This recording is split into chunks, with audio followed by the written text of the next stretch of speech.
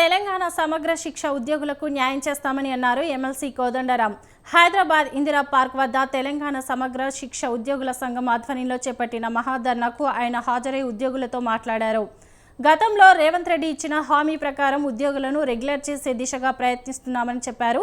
క్రమబద్ధీకరణకై కేంద్రంతో చర్చించి సత్వరమే చర్యలు తీసుకుంటామన్నారు. త్వరలో ఉద్యోగస్తులను పిలిచి మిగతా సమస్యలపై చర్చిస్తామని కోదండరాం హామీ ఇచ్చారు. రాష్ట్ర ప్రభుత్వం తీసుకుంటారు.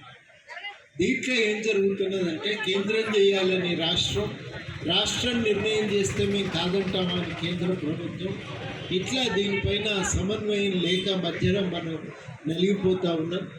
ఇదే పరిస్థితుల్లో వచ్చిన చాలామంది ఉద్యోగస్తులకు జీతాలు పెరిగినాయి, కానీ మనవి మాత్రం పెండింగ్లో ఉన్నాయి.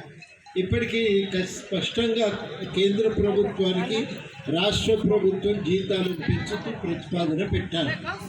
కేంద్ర ప్రభుత్వం దాన్ని అంగీకరించి ఈ జీతాలను సవరించి అదనపు నిధులను కేంద్ర ప్రభుత్వం కేటాయించాలి. ఇది జరగవలసినటువంటి ప్రక్రియ. ఈ ప్రక్రియ మరి ముందుకు నెట్టడానికి ఒక ప్రయత్నం అందరం కూడా చేస్తాం. తప్పకుండా అందరం కలిసి తప్పకుండా మేము దీనిపైన ఒక బాధ్యత తీసుకుంటాం.